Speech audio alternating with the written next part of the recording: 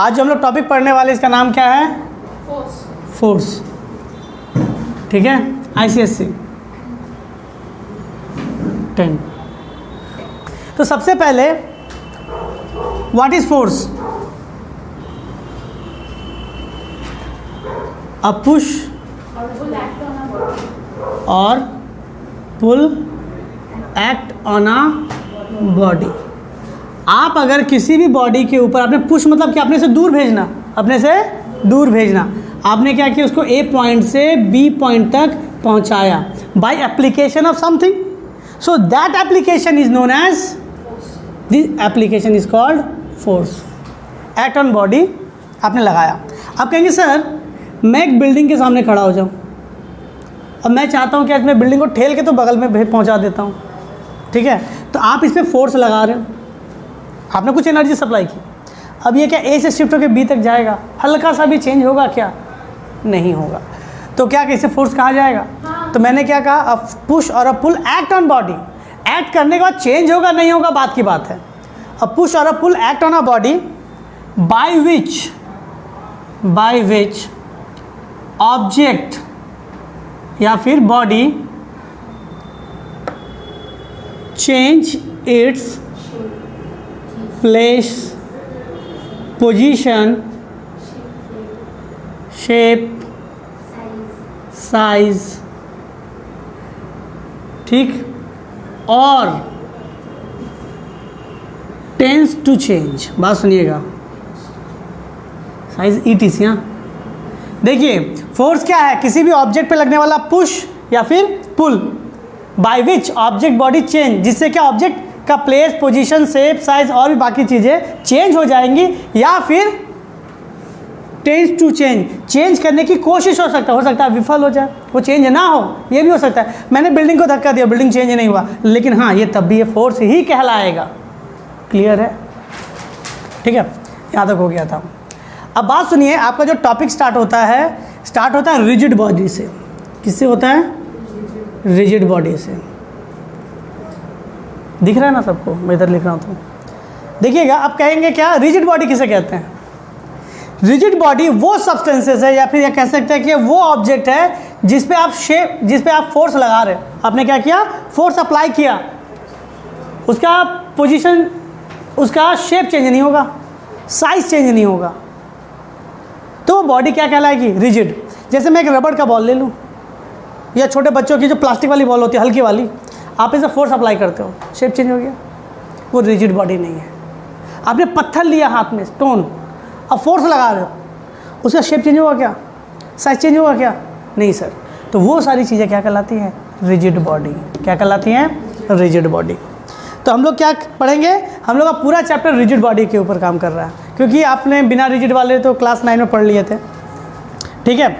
अब यहाँ पे क्या कहा जा रहा है कि रिजिड बॉडी किसे कहेंगे? रिजिड बॉडी वो है जिसके ऊपर आपने फोर्स अप्लाई किया, फोर्स अप्लाई करने के बाद उसका साइज और शेप चेंज नहीं होगा। इनफैक्ट आप समझ सकते हैं जो हार्ड ऑब्जेक्ट होगा स्टोन की तरह, वो क्या कहलाएगा? क्लियर है? यहाँ तक हम लोगों ने तब समझ लिया, ठीक है? अब कहेंगे सर जब रिजिड बॉडी है इस पर फोर्स तब क्या करेगा? मैंने क्या कहा? रिजिड बॉडी पे आपका साइज चेंज होगा क्या? नहीं। शेप चेंज होगा क्या? नहीं। शेप साइज हो गया, चेंज नहीं हो रहा है, तो क्या चेंज होगा? आपने एक स्टोन लिया, आपने क्या किया? एक स्टोन ले लिया। सपोज ये क्या आपका रिजिड बॉडी है या फिर स्टोन है? ये आपका क्या है? रिजिड बॉडी है या फिर स्टोन है। इस पर आपने एनर्जी सप्लाई की। एनर्जी मतलब क्या? एक टाइप का पुश या पुल आपने सप्लाई किया। आप कह रहे हैं कि साइज चेंज नहीं हो सकता, शेप चेंज नहीं हो सकता, यानी रबड़ की तरह खींच नहीं रहे, कुछ नहीं, मतलब उस ना तो लंबाई ना तो चौड़ाई, कुछ भी चेंज नहीं हो रहा। क्या चेंज होगा बता सकते हैं आप? मास तो चेंज नहीं होता सर। आपने हाँ पोजीशन चेंज हुआ, तो आपने क्या कहा? उसका पोजीशन A से B की ओर पहुंच गया, शेप चेंज नहीं होगा, रिजिड बॉडी है ना। तो आपने जब उसका पोजीशन चेंज किया, यानी अपने ऑब्जेक्ट को क्या कर दिया? मोशन में ला दिया। तो याद रखिए रिजिड बॉडी के ऊपर जब भी फोर्स लगेगा मोशन क्रिएट होगा। क्या क्रिएट होगा?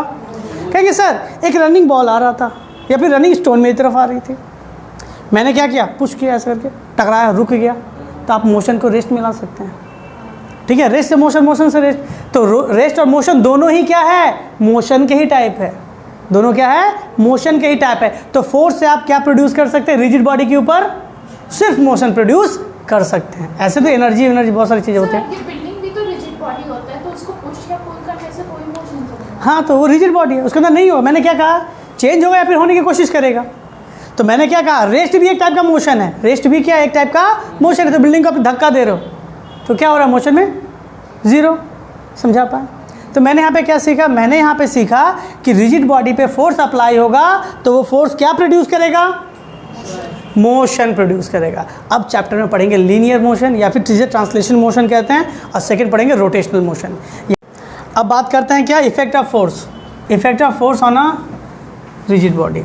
तो मैंने क्या कहा, क्या प्रोड्यूस करता है, ये मोशन प्रोड्यूस करता है। और कितने टाइप के मोशन प्रोड्यूस होते हैं, दो। पहला है लीनियर मोशन, लीनियर मोशन, या फिर इसे हम लोग क्या कहते हैं, translation motion, translational motion. Second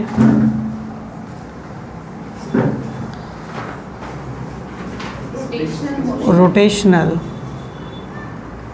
motion, या फिर रोटेटिंग मोशन भी कह सकते हैं।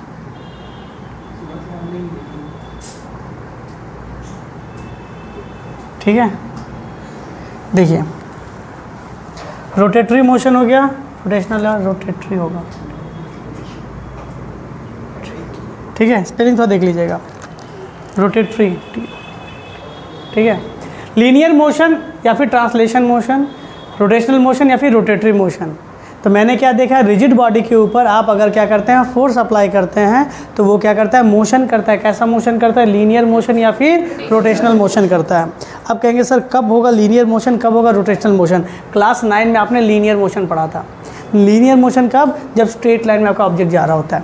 बात सुनिए, ये ऑब्जेक्ट है मेरा, ये मेरा ऑब्जेक्ट है, मैं इस पर कोई फोर्स लगा रहा हूँ, इधर मैं क्या कर रहा हूँ, इधर फोर्स लगा रहा हूँ, तो क्या होगा, ये इस डायरेक्शन में जाएगा, स्ट्रेट। कहेंगे सर इस ऑब्जेक्ट के ऊपर मैं यहाँ पे फोर्स लगाऊँ, कहाँ जाएगा, इधर जाएगा।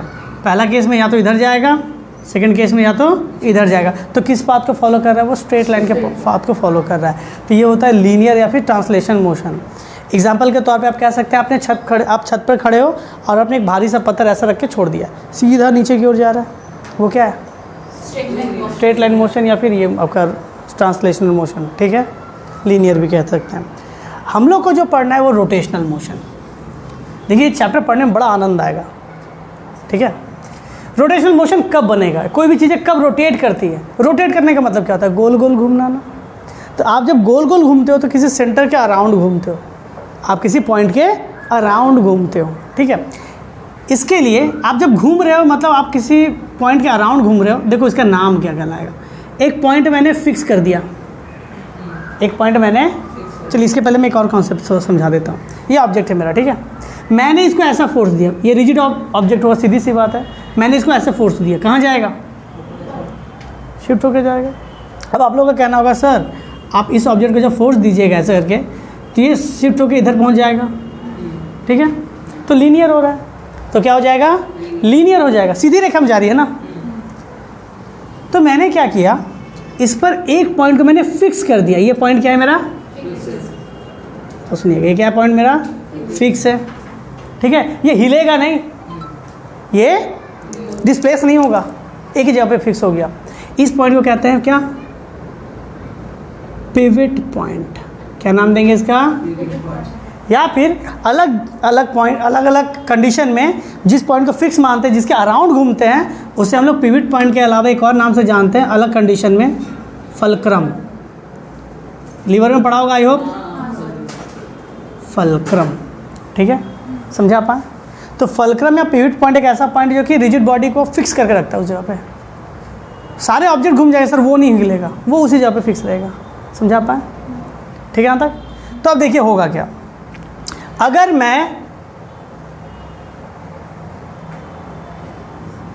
मैंने क्या किया, एक ऑब्जेक्ट लिया, इस पॉइंट को मैंने फिक्स कर दिया पिवट पॉइंट।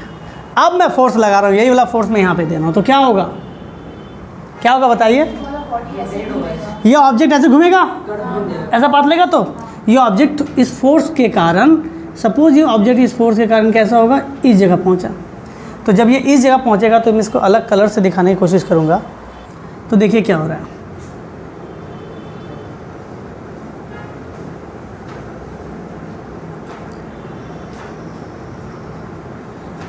पिवट पॉइंट अभी भी वहीं पर है, इसकी लेंथ अभी भी उतनी ही है। अगर इसे आप और थोड़ा एनर्जी देते हैं, पूरी तरह से देते हैं एनर्जी, तो क्या होगा, ध्यान से देखिए क्या बनाया आपका, सर्कुलर मोशन। तो सर्कुलर मोशन भी क्या है, या फिर रोटेटरी मोशन। समझा पाए, हाँ या ना? अच्छा, आप लोगों को पता चल गया रोटेटरी मोशन क्या है, सर्कुलर मोशन क्या है, पिवट पॉइंट क्या है, कैसे क्रिएट हुआ, ठीक है। अच्छा, एक और बात यहाँ समझते हैं। अगर मैंने एक पॉइंट फिक्स कर दिया, मैंने फोर्स दिया, तो ये फोर्स उसे लीनियर मोशन नहीं होने दे रहा, ये फोर्स उसे लीनियर मोशन नहीं होने दे रहा। क्यों? क्योंकि एक पॉइंट फिक्स है। तो ये अगर बात सुनिए, अगर मैं इसको ऐसे समझाता हूँ, इधर देखिएगा, इधर देखिएगा थोड़ा, यही इसके पूरा चैप्टर का सूत्र यहीं से स्टार्ट होगा। ये चैप्टर, अगर ये टॉपिक आपने नहीं समझा है तो आगे जाके पूरी चीज़ें ब्लैंक होने वाली है। मैंने इसको पकड़ लिया, ये पिवट पॉइंट है मेरा, इसको मान लेते पिवट पॉइंट है। अब मैं फोर्स दे रहा हूँ, क्या हो रहा है, ये फोर्स, ध्यान से देखो, टर्निंग इफेक्ट दे रहा है, ये टर्न करा रहा है कि नहीं, ये सीधा नहीं जाने दे रहा। क्यों? इस पॉइंट के कारण। ये क्या कर रहा है इसको, the force by which produces a effect. कौन सा effect? Turning effect is called moment force, it's called this force is, उसमें जो लगेगा, जो उसको टर्न करा रहा है, वो क्या टर्निंग इफेक्ट है, वो क्या प्रोड्यूस कर रहा है, मोमेंट फोर्स। क्या प्रोड्यूस करता है, मोमेंट फोर्स का दूसरा प्यारा सा सुंदर सा नाम है टॉर्क। क्या है, टॉर्क। तो टर्निंग इफेक्ट क्या होती है, टॉर्क, ठीक है। लिखेंगे यहाँ पे क्या, force that causes turning effect on object। वह फोर्स जिसके कारण आपको क्या मिलता है, एक टर्निंग इफेक्ट मिलता है, उसे क्या कहते हैं, मोमेंट फोर्स इज कॉल्ड, बात सुनिएगा, टर्निंग इफेक्ट ऑफ फोर्स, या फिर इसी का दूसरा नाम है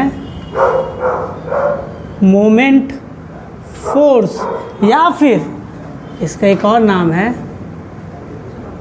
टॉर्क। क्लियर है? तो आपसे बहुत बार पूछा जाएगा इसका टॉर्क कितना है, तो टॉर्क मतलब क्या पूछा गया, वो फोर्स बताओ जो उसको टर्न करवा रहा है, टर्निंग इफेक्ट निकलवा रहा है, ठीक है। चलिए यहाँ तक हो गया।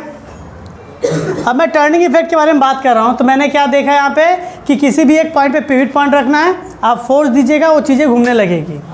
तो आपको फोर्स से टर्निंग इफेक्ट हो रहा है, तो क्या एक्चुअल फोर्स ही है क्या, खाली यह कह सकते हैं कि टर्निंग इफेक्ट के लिए ओनली फोर्स रिस्पॉन्सिबल है क्या? अब इसको चेक करते हैं। तो मैं 3 केस लेता हूँ। केस 1, इसमें क्या करना है, आप मान लीजिए एक पिवट पॉइंट है, ये आप फोर्स दे रहे हैं, ठीक है। एक एंड पे आपने क्या कर दिया है, पिवट पॉइंट लगा दिया है, एक एंड में आपने क्या किया है, पिवट पॉइंट लगा दिया, एक एंड को आपने फ्री रखा है, उसके आपने क्या हुआ, फोर्स अप्लाई किया। तो ये क्या रोटेशन करेगा, हाँ या ना? तो मैं कहूँगा यस, ये क्या होगा, रोटेशनल मोशन करेगा, ठीक है। सेकेंड केस, अगर मैं पिवट पॉइंट दे रहा हूँ, ठीक है, अगर मैं क्या कर रहा हूँ, पिवट पॉइंट दे रहा हूँ, एक एंड मैं खाली कर रहा हूँ, मुझे फोर्स देने के लिए कहा गया ना। अगर मैं फोर्स का लाइन इस तरह से दूँ तो नहीं होगा, नहीं जाएगा, कुछ नहीं होगा। तो अब देखिए यहाँ से एक और चीज़ है, यहाँ पे कि मैं कह सकता हूँ कि वो नो रोटेशनल मोशन हैपन, ठीक है, किसी तरह का रोटेशनल मोशन नहीं होगा। इसका मतलब अभी जो थोड़ा देर पहले कह रहे थे कि रोटेशनल मोशन के लिए एक पिवट पॉइंट एक फोर्स होने से ही चल जाएगा, ये बात पूरी तरह सच नहीं है, कुछ और चाहिए। तो टर्निंग इफेक्ट के लिए ओनली फोर्स रिस्पॉन्सिबल नहीं है। टर्निंग इफेक्ट अगर सिर्फ फोर्स से ही हो जाता है, एक पिवट पॉइंट से हो जाता, तो यहाँ पे भी टर्निंग इफेक्ट होना चाहिए था। टर्निंग इफेक्ट यानी घूमेगा एक पॉइंट के अराउंड, लेकिन नहीं घूम रहा है, तो इसका मतलब यहाँ पे कुछ ना कुछ चीज़ें छूट रही हैं। ठीक है, तो अब यहाँ पे एक आप कह सकते हैं कि तो क्या, तो कहा गया डिस्टेंस, क्या आता है, एक डिस्टेंस। अगर मैं एक डोर का एग्जांपल लूँ, डोर में हिंज लगा देते हैं, ये डोर है, तो देखिए यहाँ पे हैंडल लगा रहता है आपका, यहाँ से आप फोर्स देते हो आउटवर्ड या इनवर्ड। तो सपोज मैं क्या कर रहा हूँ, फोर्स को आउटवर्ड दे रहा हूँ, मैं इधर धक्का दे रहा हूँ, तो ये हिंज से यानी पिवट पॉइंट एक सर्टेन डिस्टेंस पे होता है, सर्टेन डिस्टेंस पे होता है। इसमें और भी चीज़ें हैं, थीटा एंगल भी आता है, लेकिन वो हायर क्लासेस में आता है, टॉर्क का 11, वो सब अपना पढ़ना नहीं आप लोगों को। तो यहाँ पे आपका आता है क्या, टर्निंग इफेक्ट के लिए आपको एक फोर्स देना होगा और एक पिवट पॉइंट से सर्टेन डिस्टेंस पे देना होगा। आप उस एक लीनियर लाइन में आप नहीं दे सकते, वरना टर्निंग इफेक्ट नहीं मिलेगा, तो आपको एक सर्टेन डिस्टेंस भी देना है। तो यहाँ से मोमेंट ऑफ फोर्स का फॉर्मूला बनता है, मोमेंट ऑफ फोर्स, इसी को क्या कहते हैं, टर्निंग इफेक्ट। क्या कहते हैं, टर्निंग इफेक्ट या फिर टॉर्क कहते हैं। तो इसका फॉर्मूला होती है फोर्स इनटू परपेंडिकुलर डिस्टेंस, या फिर आप इसको ऐसे भी लिख सकते हैं, perpendicular distance from pivot point, pivot point. अब कहेंगे सर इसका मतलब क्या हुआ। अब बात सुनो, मैंने फोर्स यहाँ पे लगाया, आपने हैंडल के देखो यहाँ पे फोर्स, यहाँ पे हैंडल आपका, आपने फोर्स यहाँ पे लगाया, इस पॉइंट पे लगाया, ये हिंज है मेरा, ये हिंज के यहाँ से चीज़ें रोटेट होगी, यहाँ से चीज़ें क्या हो रही है, रोटेट हो रही है। तो इससे उसके परपेंडिकुलर डिस्टेंस देखो 90 डिग्री, फोर्स इधर जा रहा है, ठीक है, फोर्स क्या हो रहा है, इधर जा रहा है। मैं इस पर समझाता हूँ, फोर्स आपका क्या हो रहा है, मैं इस पर फोर्स ऐसे लगा रहा हूँ, इसकी ओर जा रही है, ठीक है, फोर्स का डायरेक्शन ऐसे जा रहा है, ये हिंज इससे ऐसे गया, तो इस पर परपेंडिकुलर है, देखो तो 90 डिग्री का एंगल बन रहा है। देखिएगा, अगर ये दरवाज़ा, इसको ऐसे करना है मुझे, यहाँ पे मैं फोर्स दे रहा हूँ, ये क्या वो चीज़ ऐसे जाएगी, तो फोर्स सीधा ऐसे आ रहा है, और ये पिवट पॉइंट से क्या ऐसा डिस्टेंस है, तो एक ऐसे लाइन और एक ऐसे लाइन, बीच में 90 डिग्री का एंगल बन रहा है। देखिएगा, force into perpendicular distance from the pivot point. तो आपने क्या देखा, फोर्स ऐसे जा रहा है, पिवट पॉइंट से डायरेक्शन ऐसे थी, तो एक डायरेक्शन अंदर की और एक डायरेक्शन क्या ऐसे, देखो पिवट पॉइंट से, तो एंगल कितना डिग्री हुआ, 90 डिग्री, ठीक है, यही perpendicular distance from the pivot point. अब बात सुनिए, तो यहाँ से यहाँ तक डिस्टेंस कहाँ से कहाँ तक काउंट कीजिएगा, दरवाज़ा तो यहाँ से यहाँ तक है, लेकिन आपने जो फोर्स लगाया पूरा यहाँ पे लगाया है क्या, आपका डिस्टेंस यहाँ से लेके यहाँ से होगा, ये जो डिस्टेंस है, इस डिस्टेंस की वैल्यू चाहिए, समझा पाए। तो आपका क्या निकला, मोमेंट फोर्स की वैल्यू क्या निकली, फोर्स इनटू डिस्प्लेसमेंट। ये डिस्प्लेसमेंट कैसा डिस्प्लेसमेंट है, कैसा डिस्प्लेसमेंट है, ये perpendicular from the pivot point, याद रखिएगा, वरना वर्क का डिफिनीशन मत लगा दीजिए कि work equal to force into displacement होता है, ये लगा दिए, तो ये वर्क नहीं है, ये क्या है आपका मोमेंट ऑफ फोर्स या फिर टॉर्क है। क्यों, ये टर्निंग इफेक्ट दे रहा है। टर्निंग इफेक्ट कैसे निकालेंगे, बार बार कहा जा रहा है, मोमेंट फोर्स की वैल्यू क्या होती है, फोर्स आप कितना अप्लाई कर रहे हो और वो पिवट पॉइंट से कितना डिस्टेंस पे है, और कुछ नहीं, यही चाहिए आपको मोमेंट फोर्स। हाँ हाँ, आपको उस तरह से दिया रहेगा वैल्यू। तो ये मोमेंट फोर्स जितना ज़्यादा होगा ना, उतना आराम से चीज़ें आपकी टर्न करेगी। मैं एग्जांपल के तौर पे समझा रहा हूँ इसको। अब देखो, मैं दरवाजे का एग्जांपल दिया, तो मैं दरवाजे के एग्जांपल से समझाने की कोशिश करता हूँ। एक दरवाज़ा है, ये हिंज है मेरा, ठीक है, मैं फोर्स की वैल्यू सेम रख रहा हूँ, मैं फोर्स की वैल्यू सेम रख रहा हूँ। मैं चाहता हूँ कि मैं 4 न्यूटन का फोर्स अप्लाई करूँ, तो मैं फोर्स की वैल्यू कितना देना चाहता हूँ, 4 न्यूटन देना चाहता हूँ। अगर बात सुनिए, मैं एक पॉइंट यहाँ पे लिख रहा हूँ 1 नंबर, ये 2 नंबर और ये 3 नंबर, ये इस जगह से इस जगह तक आप कह सकते हैं कि 40 सेंटीमीटर, और ये आप ये क्या हो गया, यहाँ से यहाँ तक 20 यानी 60 सेंटीमीटर, यहाँ से यहाँ, और ये क्या हुआ 80 सेंटीमीटर। देखो, यहाँ से यहाँ तक 40, यहाँ से यहाँ तक 60, यहाँ से यहाँ तक 80। कब ये दरवाज़ा बहुत आसानी से खुलेगा। तो टर्निंग इफेक्ट देखते हैं, टर्निंग इफेक्ट देखते हैं, यानी टॉर्क देखेंगे। टॉर्क की वैल्यू क्या होगी बता सकते हैं आप, फोर्स इनटू परपेंडिकुलर डिस्टेंस, यही ना। फोर्स की वैल्यू मैंने कहा है 4 न्यूटन, परपेंडिकुलर डिस्टेंस क्या 40, तो क्या हो जाएगा 160। फोर्स का यूनिट होता है न्यूटन, डिस्टेंस का क्या होता है यहाँ पे न्यूटन, सेंटीमीटर मैंने यहाँ पे दिया। अब सेकंड वाले का केस में देखिएगा तो 4 न्यूटन 60, 240 न्यूटन सेंटीमीटर। थर्ड वाले के लिए देखिए 4 80, 320 न्यूटन सेंटीमीटर। अब बताइए किस में आराम से दरवाज़ा खुलना चाहिए? इसका मतलब जितनी दूर रहेगा हैंडल उतना टर्निंग इफेक्ट अच्छा मिलेगा आपको। तो चीज़ें अगर रोटेट करानी है तो क्या सामने से रोटेट कराइएगा, पीछे से रोटेट कराइएगा? पीछे से आसानी से हो जाता है, इसलिए दरवाजे में हैंडल पीछे मतलब बहुत ही किनारे में दिया जाता है। दरवाजे में कभी भी इधर देंगे तो बहुत मेहनत करना पड़ेगा। क्यों? आप देख सकते हो कि 160 न्यूटन, मतलब आप ताकत उतना ही दे रहे हो लेकिन 160 की वैल्यू मिल रही है इसे, आप उतनी ताकत दे रहे हो। देखो कितना हो गया 320, डबल फोर्स हो जा रहा है इसका। तो ये बहुत आराम से दरवाज़ा खुल सकता है। समझा पाए? तो यहाँ पे अगर आपका कोई वर्ड वाला क्वेश्चन आ जाता है तो आप आराम से इसको कर पाइएगा। ठीक है, इसको नोट डाउन कर लीजिए। अब बात करते हैं क्या ऐसा यूनिट, नहीं उसके पहले एक और चीज़ छूट गया वो बता देते हैं। ये जो फोर्स है ना, इस फोर्स का एक और नाम लाइन ऑफ एक्शन। आपकी बुक में हो सकता है फोर्स के यहाँ पे क्या लिखा हो, line of action of force, क्या लिखा रहेगा? Line of action of force. और डी के जगह पे क्या होगा? Axis of rotation. क्या होगा? Axis of rotation. बात सुनिएगा, तो एक्सिस ऑफ रोटेशन क्या है? बात सुनिए इधर, एक्सिस ऑफ रोटेशन क्या है? पिवट पॉइंट से फोर्स तक की लगने वाली डिस्टेंस। ठीक है, ये एक्सिस ऑफ रोटेशन। ये जो आपने डिस्टेंस नहीं मारा है यहाँ से 80 सेंटीमीटर का, वही क्या कहलाएगा आपका? Axis of rotation. ठीक है, अब बात करते हैं इसके ऐसा यूनिट के बारे में। ऐसा यूनिट में क्या होता है? देखो टॉर्क लिख रहे हैं या फिर मोमेंट ऑफ फोर्स। अच्छा बताओ, फोर्स यूनिट क्या होती है? फोर्स की यूनिट क्या होती है? न्यूटन। डिस्टेंस की यूनिट क्या होती है? मीटर। ऐसा ही में क्या होता है? मीटर। इसमें जैसा डेटा दिया तो उस पर मैंने काम किया। Newton metre. क्या हो गया? एक नंबर का है ये सवाल। अगर आपका आएगा क्या, write down the unit of movement of force या फिर टॉर्क, तो क्या लिखिएगा? Newton metre. ठीक है, इसी का दूसरा नाम भी है, वर्क में पढ़ा था। देखो यूनिट में तो सेम ही होता है ना, यूनिट तो देखो इसका यूनिट और वर्क का यूनिट सेम है, तो इसके जगह पे आप जूल भी कह सकते हो, क्योंकि न्यूटन मीटर का दूसरा नाम क्या है? जूल। तो आपने इसके यूनिट में अगर जूल भी कहा है तो गलत नहीं कहा है। समझा पाए? तो आपका एमसीक्यू में आपका आंसर दिया रहेगा इसका unit of moment of force.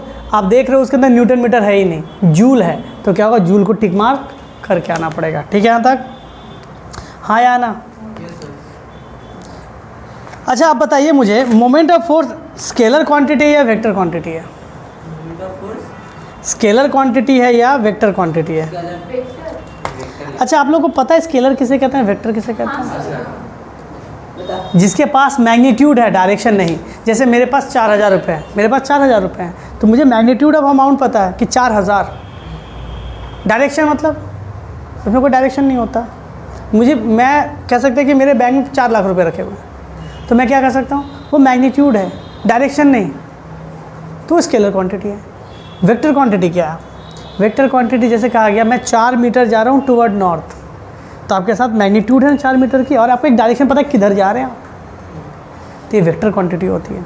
और आपको पता होता है कि फोर्स क्या होता है आपका, एक वेक्टर क्वांटिटी होता है, तो वेक्टर से इसका मल्टीप्लाई हो गया तो ये भी क्या होगा आपका, एक वेक्टर क्वांटिटी होगा। तो आपसे पूछा जा सकता है moment of force scalar quantity है तो या फिर वेक्टर क्वांटिटी है? वेक्टर है। तो मैं यहाँ पे क्या लिखूँगा? Moment of force, moment of force is a vector quantity, so it have direction? Yes. So it have direction. अब हम लोग पढ़ेंगे कि मोमेंट ऑफ फोर्स के कितने डायरेक्शन होते हैं और कहाँ कहाँ होते हैं। ठीक है, देखिए हम लोग बात करने में वाले हैं क्या, मोमेंट ऑफ फोर्स की डायरेक्शन के बारे में। तो देखिए अगर मैं पिवट पॉइंट पर इस डायरेक्शन में फोर्स लगाऊं, ये मेरा हो गया पिवट पॉइंट और मैंने फोर्स ऐसे लगाया, क्या होगा? ये आप बता सकते हैं क्या होगा? मूव होगा सर्कुलर मोशन में। कैसा सर्कुलर मोशन, किस डायरेक्शन में? क्लॉकवाइज, एंटी क्लॉकवाइज, कुछ एंटी क्लॉकवाइज। आप कह सकते हैं सर ये ऑब्जेक्ट इस डायरेक्शन में जाएगा, यानी आप कह सकते हैं कि ये इस डायरेक्शन में ऐसे मूव होगा। ये कौन सी डायरेक्शन है? एंटी क्लॉकवाइज, यानी जैसा क्लॉक जाता है उसका उल्टा। अब ध्यान दीजिएगा, अगर मैं पिवट पॉइंट पर फोर्स किधर दे रहा हूँ? नीचे की तरफ। ऑब्जेक्ट क्या होगा आपका?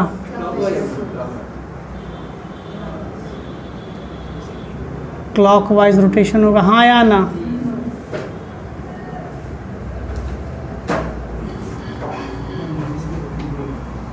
अच्छा, मैं एक और आपको बात बताता हूँ, सुनिएगा।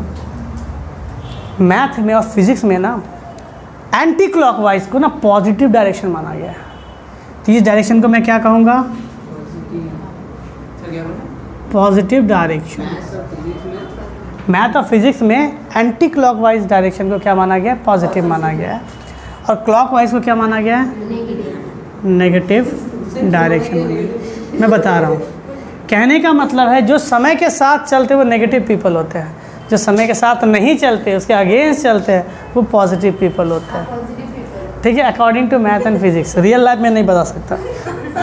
ठीक है, यहाँ तक समझा पाए? नोट डाउन कर लीजिए। टर्निंग इफेक्ट ऑफ फोर्स कब मैक्सिमम होगा? टर्निंग इफेक्ट ऑफ फोर्स कब मैक्सिमम होगा? कब मैक्सिमम होगा? तब बताइए इसकी फॉर्मूला क्या होती है। एक और मैं बात बता दूं, टॉर्क का ना सिंबल ऐसा होता है, टी और एस। ऐसा होता है टॉर्क। ये सब 11 क्लास में है, इसलिए मैं ज़्यादा नहीं पढ़ा रहा। नहीं, ऐसे की। इस सिंबल को टाउ कहते हैं। इस सिंबल को क्या कहते हैं? टाउ। टाउ।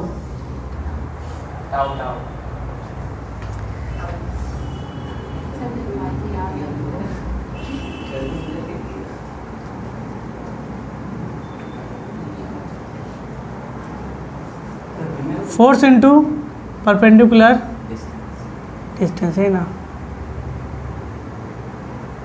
डी लिख देते हैं ना। ठीक है, अब बताइए ये मैक्सिमम कब होगा? आप ऑब्जेक्ट देखिए फोर्स क्या बढ़ाना और कमाना चाहते हैं? नहीं, हम लोग फोर्स को फिक्स रहना चाहते हैं कि मेरा फोर्स, मैं 2 न्यूटन दे रहा हूँ, सब जगह 2 ही न्यूटन दूंगा, तो मैं अपने फोर्स को नहीं बढ़ाने वाला।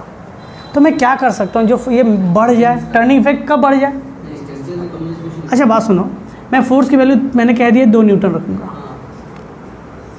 अब बताओ 2 न्यूटन में अगर मैं परपेंडिकुलर डिस्टेंस एक बार 10 गुना कर रहा हूँ, एक बार मैं इसके साथ 10 मीटर और एक बार मैं इसमें कितना 50 मीटर गुना कर रहा हूँ, किसमें वैल्यू ज़्यादा आ रही है?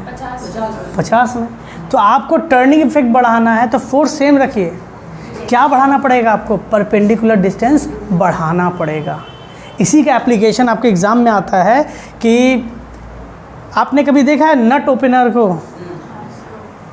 बोलचाल की भाषा में तो इसे पाना कहते हैं, पर पता नहीं आप लोग कहते हो। मैं तो, मेरा डायग्राम भी ऐसा समझाने में तो 2 घंटा लग जाएगा। ये भी बात देखिएगा।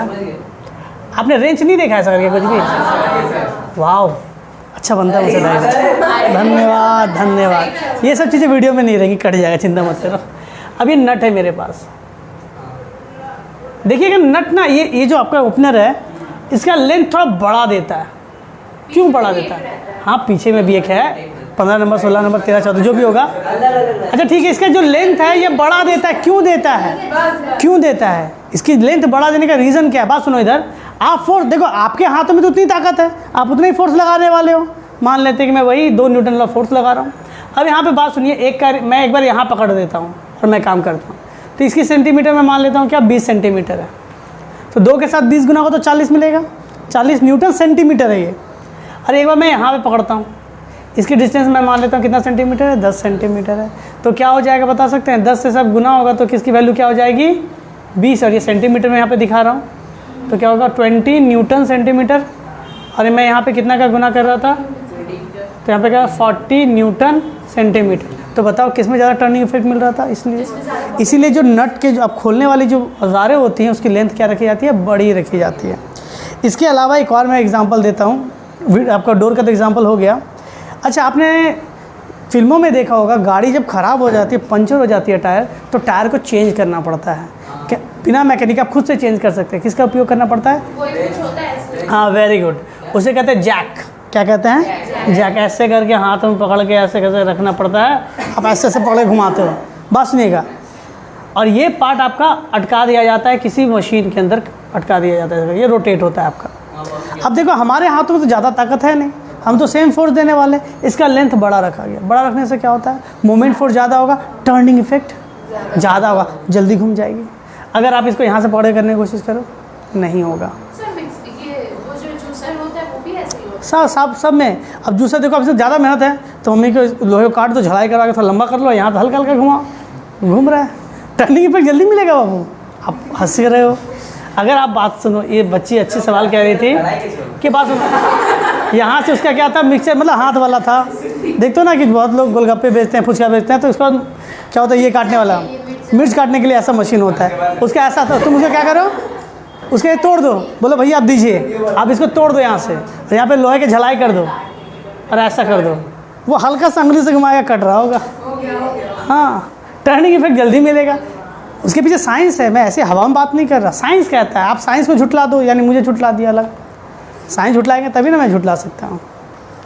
ठीक है, तो जैक समझा पाए कि जैक स्क्रू का आर्म क्यों बड़ा रखते हैं। ठीक है यहाँ तक। और आपसे कहा जाएगा नट का जो ओपनर वाला जो होता है उसकी हैंडल बड़ी क्यों रखी जाती है, समझा पाए। जिसके पास भी पिवट पॉइंट है सबका लेंथ बड़ा रखा जाता है, रीज़न यही है। ठीक है। अच्छा, मोमेंट फोर्स क्या जीरो हो सकता है? ये तो मैक्सिमम वाली बात थी। अब मैं बात करता हूँ ये मिनिमम कब होगा। मिनिमम का मतलब कितना हो गया? ज़ीरो। मिनिमम कब होगा? फॉर्मूला तो सेम है, वीडियोस कर लीजिएगा। इतना मेहनत से बना भी रहे हैं किस लिए कि जब मैं यूट्यूब में देखा तो 2 मिनट का तो मेरा व्यू बढ़ेगा। फोर्स की वैल्यू मैं क्या देता हूँ, 0 न्यूटन। यानी मेरे सामने जैक रखा हुआ है। बात सुनो, आपका मिनिमम फोर्स कब होगा? फोर्स क्या होगा? 0 न्यूटन। फोर्स क्या है? मैंने कोई फोर्स ही नहीं दिया, सामने जैक स्क्रू रखा हुआ, अपने गाड़ी का टायर चेंज करने में बैठा हूँ, फोर्स ही नहीं दे रहा। अगर मैं फोर्स ही नहीं दूँ, कुछ मल्टीप्लाई नहीं होगा, क्या होगा? 0। क्लियर है? इस एग्जाम्पल को आप समझो दरवाजे के एग्जाम्पल से। देखो क्या होता है, कोई गेस्ट आए, मेरी तरह कोई गेस्ट आया, बेल बजाया, तुमने आई ओपनर से देख लो, सर आए हैं, गेट बंद रहने दो। तुमने फोर्स ही नहीं लगाया, खुला ही नहीं, हाँ या ना। ठीक है। सेकंड क्या हो सकता है एग्जाम्पल? सेकंड एग्जाम्पल क्या होगा सुनिएगा। मैंने क्या कहा था, फोर्स एंड परपेंडिकुलर डिस्टेंस। ये फर्स्ट केस वाला कंडीशन था कि 0 आपका होगा तब। सेकंड केस क्या कहता है? सेकंड केस कहता है कि सर ये डिस्टेंस ना रहे। आप जब फोर्स लगा रहे हो पिवट पॉइंट पे लगा दो फोर्स। आप फोर्स क्या लगा दो? पिवट पॉइंट पे। यानी मैंने फोर्स यहाँ पे लगाया, क्या होगा? टर्निंग इफेक्ट मिलेगा? नहीं। क्यों? मैंने क्या कहा, परपेंडिकुलर डिस्टेंस, जहाँ से पिवट पॉइंट घूम रहा है और जहाँ पे तुम फोर्स लगाओ, उन दोनों के बीच का दूरी, पिवट पॉइंट भी यहाँ पे, फोर्स भी यहीं लग रहा है, तो डिस्टेंस की वैल्यू मैं क्या ले रहा हूँ? 0। तो मोमेंट फोर्स क्या होगा? फोर्स इनटू समथिंग, कितना भी ताकत लगा दो, 0। इसलिए चीज़ों को जहाँ से घूम रहा है वहाँ से खोलते तो जल्दी नहीं खुलता, आपको थोड़ा दूर से खोलना पड़ेगा तो आराम से खुल जाएगा। समझा पाए? हाँ या ना? ठीक है। अच्छा, एक और एग्जांपल दे रहे हैं। आप लोगों ने थम्सअप का बॉटल खोला हुआ, वो जो कांच वाला नहीं होता थम्सअप का बॉटल, उसके जो हाथ खोलने वाला नहीं होता, यहाँ पे फोर्स देते हैं, ये पिवट पॉइंट है, तो मोमेंट फोर्स क्या हुआ? Turning effect. अब मान लो अब छोटे बच्चे से ना खुले तो तुम बड़ा अपना उसमें जोड़ते जोड़ते लंबा करो, यहाँ पे खुलेगा, हल्का सा खुल जाएगा। ठीक है, मैंने बताया, समझा दिया यहाँ तक। ठीक है, वो आपका मन। अब बहुत सारी चीज़ें फैक्टर काम करती है ना। अच्छा, ये 2 केस हुआ। तीसरा केस क्या, सुनिएगा। तीसरा केस में कह रहा है कि जब आपका पिवट पॉइंट जहाँ पे है, बात सुनिएगा, जहाँ पे आपका पिवट पॉइंट है, बहुत इंपॉर्टेंट वर्ड है ये, जहाँ पे आपका पिवट पॉइंट है, फोर्स भी उसी लाइन पे ऐसे लग जाए। आप दरवाजे के ऊपर ऐसे ये दरवाजा है आपका, ठीक, ये पिवट पॉइंट है, ऐसे देंगे तो खुल जाएगा। मैं ऐसे दे रहा हूँ, खुलेगा नहीं। ये पिवट पॉइंट पे ऐसे फोर्स लगा रहे हैं, तब नहीं होगा। ठीक है, क्योंकि एंगल कितना डिग्री हो गया? 0 डिग्री। एंगल क्या हो गया? 0 डिग्री। तो नहीं खुलेगा। ठीक है। आप 11 में जाएगा तो मैंने कहा ना थीटा वाली भी कॉन्सेप्ट आ जाती है इसके लिए। तो यहाँ पे क्या होगा, इसमें कोई भी मोमेंट फोर्स नहीं क्रिएट होगा। समझा पाए? हाँ या ना? अब नेक्स्ट टॉपिक पढ़ेंगे मीटर रूलर वाला। फोर्स जीरो हो रहा है कि फोर्स का एंगल जीरो हो रहा है? नहीं, इसमें एंगल भी जीरो है बट पैरेलल पड़ जाते हैं, वो सब 11 में है। आप क्या कहिएगा कि यहाँ पे मोमेंट फोर्स क्या होगा, जीरो। जब पिवट पॉइंट पे इस तरह से लाइन करती है सेम लाइन में तो 0 डिग्री होता है। ठीक है, नोट डाउन कर लीजिएगा। हाँ सुनिए, मोमेंट फोर्स पढ़ लिया। अब नेक्स्ट टॉपिक क्या है, कपल फोर्स या कपल कह सकते हैं। अब फिजिक्स की भाषा में कपल किसे कहते हैं? हाँ सही बात है। कपल होने के लिए 2 चीज़ें चाहिए होती है, 2 लोगों की ज़रूरत है। बात सुनिए इधर, आप कभी बॉटल का ध्यान से देखिए, आप कभी बॉटल खोल रहे हैं ऐसा करके, ठीक है? तो ध्यान से देखिए, एक फिंगर से नहीं खुलेगा, खाली एक फोर्स से नहीं खुलेगा, वो 2 फोर्स चाहिए। एक ऐसे खुलेगा, एक फोर्स इस साइड से इस तरह की ओर लगेगी और एक फोर्स इस डायरेक्शन में लगेगा, तब होगा। तो बात सुनिए, अगर किसी ऑब्जेक्ट पर किसी पॉइंट पर किसी पिवट पॉइंट में किसी पिवट पॉइंट के बात सुनिए, किसी ऑब्जेक्ट के पिवट पॉइंट पे 2 डायरेक्शन है, एक इधर और एक इधर। आप 2 डायरेक्शन में फोर्स लगाते हो, सेम डायरेक्शन भी हो सकता है, ऑपोजिट एक इधर ऑपोजिट डायरेक्शन भी हो सकता है। तो ये क्या कहलाता है, आपका कपल फोर्स कहलाता है। इसी का यूज़ हम लोग करने वाले थे किसमें, रूलर वाले में। ठीक है, कपल फोर्स देखिए कैसे लगते हैं। मैं एक और बात है, क्या ताला का एग्जाम्पल, आप देखो ताला आपने डाला, आप क्या कर रहे हो, इसे क्या कर रहे हो, इस फिंगर को देखो तो आप इधर दे रहे हो, इस फिंगर को आप किधर दे रहे हो, एक ही साथ एक्शन हो रहा है, एक इधर की ओर एक इधर की ओर। ये क्या है, कपल फोर्स। आप स्टीयरिंग में देखो, आप कार चला रहे हो, इस हाथ से किधर दे रहे हो, इस हाथ से, ये क्या हुआ, कपल फोर्स। ठीक है, पेयर में होता है इसीलिए इसका नाम है कपल फोर्स, और कोई बेकार वाली बातें नहीं है। ठीक है,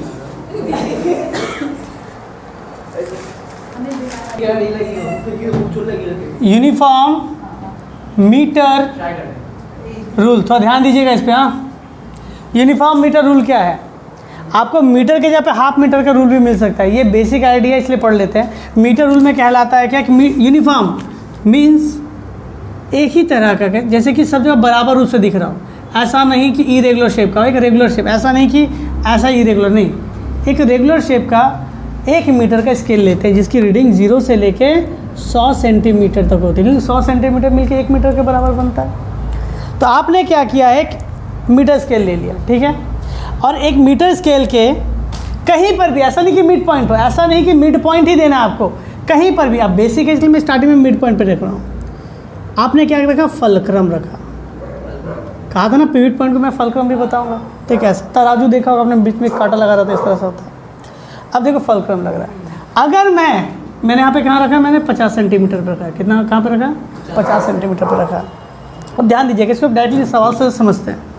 अगर मैं इस जगह पर, जो कि इसकी रीडिंग है 10 सेंटीमीटर, मैं यहाँ पे अगर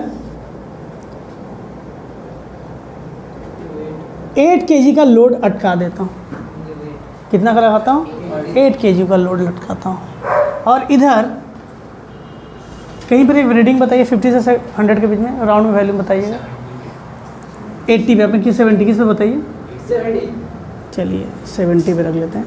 70 सेंटीमीटर पे मैंने एक लोड टांग दिया।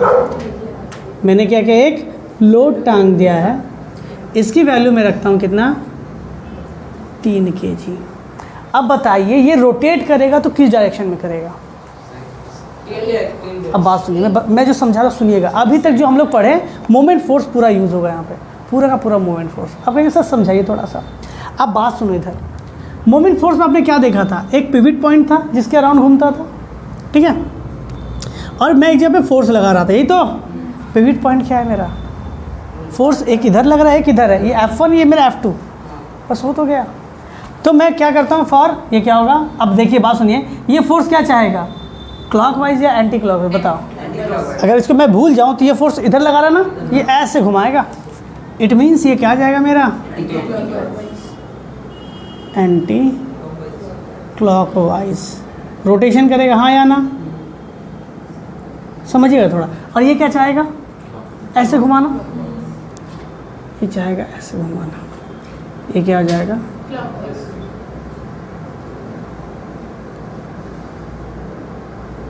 ठीक है यहाँ तक। अब बात सुनिए, एंटी क्लॉकवाइज रोटेशन के मैं चेक करता हूँ पहले। तो मैं क्या निकालूंगा पहले, एंटी क्लॉक वाइज को पॉजिटिव कहते हैं और क्लॉक वाइज को क्या कहते हैं, नेगेटिव कहते हैं। ठीक है, तो मैं निकालता हूँ एंटी क्लॉकवाइज मोमेंट फोर्स। क्या निकालता हूँ, इधर कितना मोमेंट फोर्स लग रहा है।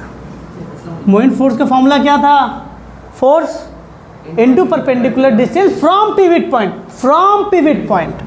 फोर्स कितना का लग रहा है, 8 kg। देखिए ध्यान से देखिएगा, क्लास 9 में आपने पढ़ा था कि अगर 8 kg को मैं उठाऊँ तो कितना फोर्स देना पड़ता है, 8 kgf। याद है किसी को, हाँ या ना? 9.8 से या फिर 10 से गुना करते तो फोर्स में कन्वर्ट हो जाता था kgf। ठीक है, आप जस्ट मोटा मोटा समझो कि 8 kg को मुझे उठाने के लिए कितना फोर्स लगेगा, 8 kgf। तो मैं यहाँ पे मोमेंट फोर्स में मुझे क्या बताया, फोर्स इनटू परपेंडिकुलर डिस्टेंस, यही तो फोर्स में कितना का लगा रहा हूँ, 8 kgf फोर्स कह रहा है ना। परपेंडिकुलर डिस्टेंस पिवट पॉइंट से कितना बताओ, पिवट पॉइंट से कितना है, ये 50 सेंटीमीटर का है, ये 10 है, यानी यहाँ से तक की दूरी कितनी होगी बता सकते हैं आप? 50 से 10 जाएगा। समझा पा रहे क्यों मैं यहाँ से कितना गुना कर रहा हूँ? समझ पा रहे हैं आप लोग? नहीं समझ पा रहे हैं? समझ आया ना? क्योंकि ये पिवट पॉइंट 10 पे है, मुझे पिवट पॉइंट से इसकी दूरी चेक करनी है ना। तो ये 10 है, ये 50, यानी दूरी की यहाँ से डिस्टेंस हो गया 40। तो मैं लिखूँगा 8 × 40 kgf सेंटीमीटर, 320 kgf सेंटीमीटर। इतना का क्या लगा एंटी क्लॉक। अच्छा, ये इसकी मोमेंट की फोर्स की वैल्यू क्या होगी, पॉजिटिव। क्या होगी, पॉजिटिव। अच्छा बात सुनिए, अब बात करते हैं क्लॉकवाइज का। Clockwise moment force into perpendicular distance, ये भी सेम। ये कितने का फोर्स लगा रहा है, 3 kgf। कितना परपेंडिकुलर डिस्टेंस है, 70 से 50। अब कहीं सर यहाँ 50 से माइनस था। अब बात सुनो, एक व्यक्ति है जो 50 सेंटीमीटर के पॉइंट पे खड़ा है, एक 70 के पॉइंट पे खड़ा है, तो दोनों का बीच का गैप कितना हुआ, 70 - 50 यानी 20 का गैप हो गया। तो मैं इस सेंटीमीटर में है, तो 20 × 3 क्या हो जाएगा, 60 kgf सेंटीमीटर। इसकी वैल्यू क्या होगी, नेगेटिव साइन क्या शो करता है, ये क्लॉकवाइज है और कुछ नहीं शो करता है, क्लॉकवाइज है। अब बताओ कौन ज़्यादा है, 320। ये ज़्यादा है ना। तो ये क्या होगा, इसको इग्नोर करेगा, कैंसिल करेगा और इसको इस तरह से रोटेट कराएगा, हाँ या ना, इस तरह से रोटेट कराएगा। तो मैं यहाँ पे क्या देख सकता हूँ, अंत में क्या देखने को मिलेगा, नेट फोर्स कितना का मिलेगा आपको देखने के लिए, बताइए तो। बात सुनिएगा, नेट फोर्स की वैल्यू होती है, बात सुनो इधर, एंटी क्लॉकवाइज मोमेंट फोर्स। ठीक है, ये एंटी क्लॉकवाइज में टर्निंग इफेक्ट या मैं टॉर्क लिख देता हूँ, माइनस या प्लस क्लॉकवाइज टॉर्क, प्लस करना है आपको। अच्छा, एंटी क्लॉकवाइज की वैल्यू कितनी थी, +320, प्लस इसकी वैल्यू क्या होती, -60। ये ओवर वैल्यू किस में था, kgf सेंटीमीटर। 320 - 60 यानी क्या हो गया, 260 kgf सेंटीमीटर। ये पॉजिटिव वैल्यू आ रही है, किसकी वैल्यू आ रही है, पॉजिटिव, यानी एंटी क्लॉकवाइज वाला हिस्सा क्या होगा, झुका रहेगा। ये क्या रहेगा, आपका हिस्सा झुका रहेगा। समझा पाए, ये हो गया नेट मोमेंट फोर्स। ये क्या हो गया, नेट मोमेंट फोर्स। ये क्या है, नेट मोमेंट फोर्स। तो ये मोमेंट फोर्स टर्निंग इफेक्ट देता है। बात सुनो, मोमेंट फोर्स क्या करता है, आपका टर्निंग इफेक्ट देता है। तो अंत में मुझे ये टर्निंग इफेक्ट देगा, किधर देगा टर्निंग इफेक्ट, इस साइड। कैसे होगा, इस साइड, पॉजिटिव है ना, एंटी क्लॉकवाइज में आपको टर्निंग इफेक्ट देगा।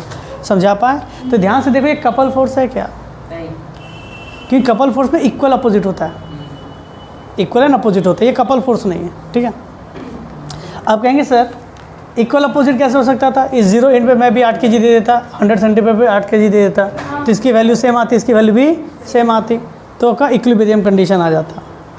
ठीक है, इसके बाद क्या पढ़ेंगे, इक्विलिब्रियम कंडीशन। तो आपको समझा पाएँ कि नेट मोमेंट फोर्स क्या हुआ, लेफ्ट साइड में झुकेगा। क्या होगा, ये पॉजिटिव है। यहाँ पर अगर मान लो कि नेगेटिव वाला पोर्शन ज़्यादा होता, नेगेटिव में आता, तो आप लिख देते हैं negative sign shows that it bend toward the clockwise direction. ये बेंड क्या हो रहा है, क्लॉकवाइज। यहाँ पे मैं कह सकता हूँ positive sign show that it bend toward anti clockwise direction. ठीक है, यहाँ से आपका यही आपका 4 नंबर का सवाल बनता है यहाँ से एग्ज़ाम में। ठीक है, थोड़ा इसे नोट डाउन कर लीजिए। देखो इक्विलिब्रियम क्या है, जैसे नाम से ही पता चल रहा है इक्वल, यानी इधर का मोमेंट फोर्स इधर का मोमेंट फोर्स इक्वल होगा। अब बताओ अगर इधर से लगने वाला मोमेंट फोर्स, यानी मोमेंट फोर्स मतलब क्या होता है, टर्निंग इफेक्ट, इस साइड से लगने वाला टर्निंग इफेक्ट जो इधर घुमा रहा है और इस साइड से लगने वाला टर्निंग इफेक्ट जो कि इधर घुमा रहा है, अगर दोनों क्या हो जाए, सेम हो जाए, तो ऑब्जेक्ट क्या होगा, एकदम वहाँ पे खड़ा रहेगा कि नहीं। हाँ या ना, तो बस यही पढ़ना है हम लोग को इक्विलिब्रियम। अब देखो इक्विलिब्रियम वो कंडीशन है जहाँ पर नेट फोर्स की वैल्यू, बात सुनिए, मैं नेट फोर्स लिख रहा हूँ 0 और नेट मोमेंट फोर्स की वैल्यू क्या होती है, लेकिन दोनों अलग अलग कंडीशन है, अलग अलग केसेस है। तो इक्विलिब्रियम मतलब क्या होता है, जहाँ पे या तो नेट फोर्स 0 हो जाए या तो नेट मोमेंट फोर्स 0 हो जाए। मैंने जो अभी तक कहा था वो क्या था, नेट मोमेंट फोर्स कहा था, क्योंकि कोई टर्निंग इफेक्ट नहीं दे रहा। बात सुन लिया, हम लोग क्या होता है ना, मोमेंट या फिर मोमेंट फोर्स सुन के या टॉर्क सुन के डर जाते हैं क्लास 10 में। नॉर्मल कंडीशन इसमें ये होता है कि हम लोग समझे नहीं होते हैं, कहीं पर भी मोमेंट या मोमेंट फोर्स दे रहा है तो माइंड में आपका एक चीज़ स्ट्राइक करना चाहिए, टर्निंग इफेक्ट है, ये घुमाएगा चीज़ों को, समझा पाए। अच्छा, आप लोग को क्या लगता है कि इक्विलिब्रियम में ऑब्जेक्ट क्या होगा, रेस्ट में आ जाएगा, एकदम नहीं हिलेगा? नहीं, गलत। ऐसा भी देखा जाता है कि इक्विलिब्रियम में कंडीशन है बड़ा अच्छा है, क्या ऑब्जेक्ट 30 की स्पीड से घूम रहा है, 40 की स्पीड से घूम रहा है, कैसे पढ़ेंगे वो सब अभी। तो इक्विलिब्रियम क्या है उसके बारे में पढ़ेंगे। ठीक है, बात सुनो, अगर नेट फोर्स 0 हो जाए, अगर नेट फोर्स 0 हो जाए, ठीक है, तो क्या होता है, ट्रांसलेशन इक्विलिब्रियम होता है। क्या होता है, ट्रांसलेशन इक्विलिब्रियम होता है। आप सुनिए, एक ऑब्जेक्ट है, एक ऑब्जेक्ट है, इधर से मैं 4 न्यूटन का फोर्स लगा रहा हूँ, इधर से मैं 4 न्यूटन का फोर्स लगा रहा हूँ, स्टैटिक कंडीशन ऐसा, इधर से लगने वाला फोर्स है, इधर से लगने वाला फोर्स, दोनों फोर्स सेम है और ये रिजिड बॉडी है, तो ऑब्जेक्ट क्या हिलेगा? क्लास 9 में पढ़ा ना आपने, ऑब्जेक्ट एट रेस्ट पे रहेगा, हाँ या ना? ठीक है, और ये जो नेट, ये है नेट रोटेशनल फोर्स, ये क्या है आपका, रोटेशनल इक्विलिब्रियम। ये क्या है आपका, अब बताइए हमारे सिलेबस में क्या होगा, रोटेशनल पढ़ना है हम लोग को, इसके बारे में नहीं, इसके बारे में पढ़ना है। तो ये इक्विलिब्रियम का नेट फोर्स क्या होता है, स्टैटिक के लिए था, वो नहीं पढ़ना, इसके लिए पढ़ना है। तो इक्विलिब्रियम को मैं कितने हिस्सों में बांट सकता हूँ, मैं क्या, बुक ने कितने हिस्सों में बांटा है, 2 हिस्सों में। एक होता है स्टैटिक इक्विलिब्रियम, एक होगा आपका स्टैटिक इक्विलिब्रियम, एक होगा आपका डायनामिक इक्विलिब्रियम। ठीक है, इक्विलिब्रियम। अब बात सुनिए, स्टैटिक इक्विलिब्रियम से क्या प्रोड्यूस होता है, रेस्ट। डायनामिक कहेंगे सर, अभी आपने कहा रेस्ट, नहीं, इससे मोशन भी प्रोड्यूस होता है। इससे क्या होता है, बात सुनो, इसमें नेट फोर्स कितना है, 0 होगा। एग्जाम्पल, आप तराजू देख लो, आप क्या देख लो, तराजू देख लो, ठीक है।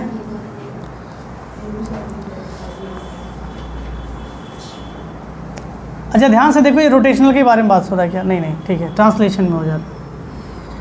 अच्छा रूलर का आप देख लेते हैं, बात सुनो, 100 सेंटीमीटर की थी, 0 या 100, यहाँ पर भी 5 kg, यहाँ पर भी 5 kg, ऑब्जेक्ट सेम रहेगा। तो ध्यान से देखो, इसमें भी मोमेंट फोर्स है, लेकिन ये क्या है, स्टैटिक, यानी moment force, equilibrium moment force का 2 हिस्सों में बांटा गया है। एक वाला जिसमें रेस्ट में आएगा, एक हिस्से में क्या होगा आपका, लेकिन रेस्ट के लिए नेट फोर्स 0 हो जाता है, नेट क्या होता है, फोर्स 0 हो जाता है। यहाँ पे मैं बात करता हूँ मोशन के बारे में, ठीक है। इसमें ऑब्जेक्ट मूव करेगा, इसमें ऑब्जेक्ट क्या होगा, ऑब्जेक्ट विल मूव, ठीक है, with constant velocity, with constant velocity, ठीक है। बात सुनिएगा, अगर डायनामिक इक्विलिब्रियम क्या है, इक्विलिब्रियम यानी कहा गया यहाँ पे नेट फोर्स की वैल्यू 0 हो जाएगी, यहाँ पर भी क्या होगी, यहाँ पर नेट फोर्स की वैल्यू क्या हो जाएगी, 0 हो जाएगी, लेकिन ऑब्जेक्ट कांस्टेंट वेलोसिटी में मूव करेगा। बोले सर वेलोसिटी भी है, समझ नहीं आ रहा। देखिएगा, आपको फोर्स का फॉर्मूला क्या था? मास इनटू एक्सेलरेशन, न्यूटन का second law, mass into acceleration. अब बात सुनिए, एक्सेलरेशन का फॉर्मूला क्या होता है? Velocity by time. तो या फिर आप ऐसा भी कर सकते हो, change in velocity by time. हाँ या ना? v minus you by T first equation of the motion था। अब बात सुनो, मैं गाड़ी पहले भी 30 पे चला रहा था, अभी भी 30 पे चला रहा हूँ। एग्जाम्पल, आपने फ़ैन चलाया, मान लेते हैं फ़ैन आपने 4 पे रख के ऑन कर दिया है, 15 मिनट से 4 पे चल रहा है, सेम स्पीड से घूम रही है, तो इनिशियल स्पीड और फाइनल स्पीड क्या है? 0। सेम है। हाँ। इनिशियल पहले भी 30 पे घूम रही थी, अभी भी कितना है? 30 RPM पे पहले घूम रही थी, अभी भी 30 RPM पे घूम रही है, यानी रिवोल्यूशन पर मिनट। पहले भी 1 मिनट में 30 बार घूम रही थी, अभी भी 1 मिनट में कितना? 30 बार घूम रही है। तो क्या चेंज कितना? वेलोसिटी 0। वेलोसिटी अपने कांस्टेंट वेलोसिटी से घूम रहा है ना। तो मैं कह सकता हूँ, अगर मेरा कांस्टेंट वेलोसिटी है तो चेंज इन वेलोसिटी की वैल्यू क्या हो जाएगी? 0। तो mass into 0 by time is something क्या हो जाएगा? फोर्स की वैल्यू क्या हो गई? 0। क्या हो गई? ये सवाल एग्ज़ाम में आया हुआ है, यहाँ से एग्ज़ाम में सवाल बना है। रेन ड्रॉप जब ऊपर से आसमान से नीचे की ओर गिरता है, बस सुनो, जब बारिश का पानी ऊपर से नीचे की ओर गिर रहा होगा, ग्रेविटी जिसके पास मास है उसे ग्रेविटी खींचती है, तो ग्रेविटी कहाँ खींच रही है इसको? Downward force. कौन खींच रहा है? ग्रेविटी, यानी वेट, यानी mg नीचे खींच रहा है। एयर रेजिस्टेंस है, वो क्या करता है? धक्का दे रहा है, नीचे नहीं आना दे, वो क्या कर रहा है? अप थ्रस्ट दे रहा है। वो क्या कर रहा है? अप थ्रस्ट दे रहा है। तो एयर इसको क्या धक्का दे रहा है? एयर रेजिस्टेंस इसको अप थ्रस्ट दे रहा है, तो ये नीचे खींच रहा है, ये क्या कर रहा है? अप थ्रस्ट दे रहा है। दोनों की वैल्यू सेम हो जाती है, और वैल्यू क्या हो गया? डाउनवर्ड और अपवर्ड दोनों वैल्यू अगर सेम हो जाए तो क्या हो जाएगा? फोर्स 0 हो जाएगा। इसलिए वाटर ड्रॉप जब गिरती है तो वो किस कंडीशन में गिरती है? डायनामिक इक्विलिब्रियम में गिरती है। ये एग्ज़ाम का सवाल है, और हम लोग इतने डिटेल में पढ़ते नहीं, एग्ज़ाम में हम लोग छोड़ के चलाते हैं कि सर ये इसको छोड़ के इक्विलिब्रियम वाला कंडीशन नहीं करेंगे। ऐसा क्यों? समझिए। तो डायनामिक इक्विलिब्रियम क्या है? डायनामिक, नाम में डायनामिक यानी मोशन होगा, लेकिन मोशन में इक्विलिब्रियम यानी रेन ड्रॉप एक सेम स्पीड से गिरती है। क्यों सेम स्पीड से गिरती है? ग्रेविटी नीचे खींच रहा है, एयर और एयर रेजिस्टेंस अप थ्रस्ट दे रहा है, यानी ऊपर की ओर धक्का मार रहा है, नीचे नहीं आने दे रहा, तो दोनों एक दूसरे क्या कर रहा है? फोर्स को कैंसिल कर दे रहा है, और सेम कांस्टेंट वेलोसिटी ऊपर से नीचे की ओर गिरने लगती है।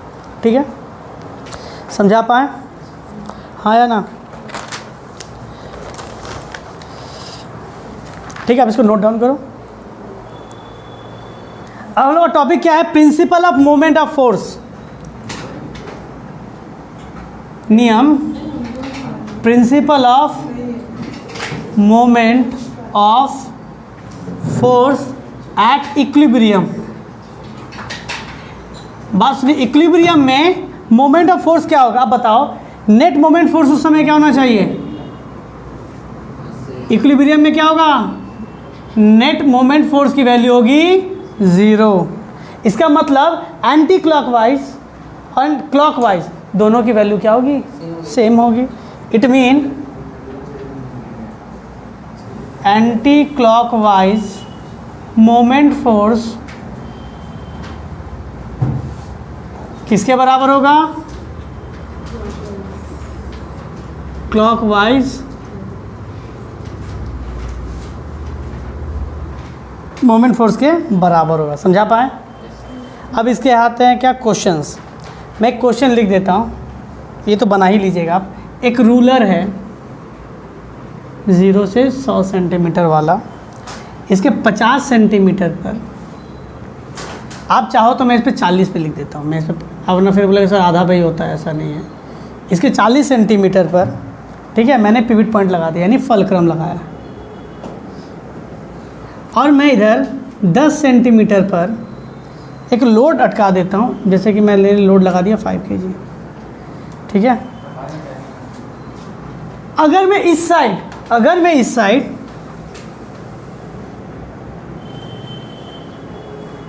ठीक है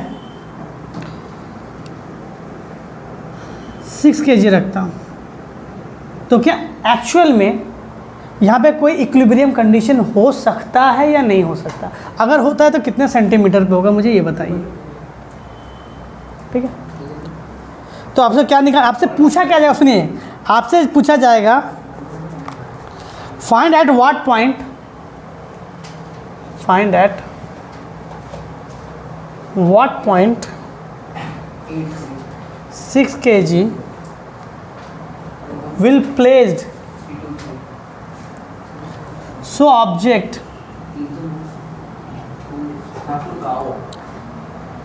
is at इक्विलिब्रियम। ऑब्जेक्ट क्या होगा आपका? इक्विलिब्रियम का कंडीशन में होगा, या फिर इसका दूसरा नाम सुनिए, एग्जाम में ये सब नाम पूछा जा सकता है, बैलेंस्ड कंडीशन में होगा या फिर हॉरिजॉन्टल कंडीशन में होगा। किस पॉइंट आपको इस तरह से दिया रहेगा सवाल। तो आपको क्या पता है कि क्लॉकवाइज और एंटी क्लॉकवाइज का मोमेंट सेम होगा ना। मैं पहले निकालता हूँ सॉल्यूशन में, आप लोग पूरा पूरा लिखिएगा। एंटी क्लॉकवाइज मोमेंट फोर्स, यही तो मोमेंट फोर्स क्या होगा? Force into perpendicular distance. Force कितना का लग रहा है बाबू? 5 kgf, हाँ या ना? परपेंडिकुलर डिस्टेंस कितना है बताओ तो यहाँ से यहाँ तक का? 30 सेंटीमीटर। तो क्या हो गया? 150 kgf सेंटीमीटर, हाँ या ना? अब मुझे पता है कि क्लॉकवाइज भी मोमेंट फोर्स कितना होगा? सेम होगा ना, 6 kgf। यूनिट पता नहीं तो x सेंटीमीटर मान लेते हैं। क्या मान लेते हैं? x सेंटीमीटर पे। तो क्या होगा? 6 kgf centimetre. According to the problem, या कह सकते हैं according to the principle of moment force at equilibrium, ये दोनों क्या होगा? बैलेंस कह रहा है मुझे, यानी दोनों वैल्यू क्या होगी? सेम। इट मीन्स 150 kgf की वैल्यू 6x है ना, 6x kgf के बराबर होगा। x की वैल्यू क्या होगी? 150/6, 3 2 जा 3, 5 जा 0, 25। x की वैल्यू कितनी निकल गई? x की वैल्यू कितनी निकल गई? 25 सेंटीमीटर। x की वैल्यू क्या हो गई? 25 सेंटीमीटर। अब बताओ x क्या होगा? ये x क्या बता रहा है? Perpendicular distance. ये क्या बता रहा है? Perpendicular distance from the pivot point. ये आपकी डिस्टेंस की वैल्यू हो गई, पिवट पॉइंट से 25 सेंटीमीटर दूर। बताओ पिवट पॉइंट कितना पे था? 40 पे था। कितना दूर कह रहा है वो उससे? 25 सेंटीमीटर की दूर पे। तो मेरा वैल्यू क्या हो जाएगा? सो रिक्वायर्ड वैल्यू क्या होगा? रिक्वायर्ड वैल्यू होगा 40 में मैं 25 सेंटीमीटर जोड़ दूंगा, 65 सेंटीमीटर पर रखेंगे तो मेरा ऑब्जेक्ट क्या होगा? इक्विलिब्रियम वाला कंडीशन में रहेगा। समझा पाए? तो इस आज के लिए इतना ही रखते हैं। अब नेक्स्ट डे हम लोग सेंटर ऑफ ग्रेविटी पे काम करेंगे, ठीक है।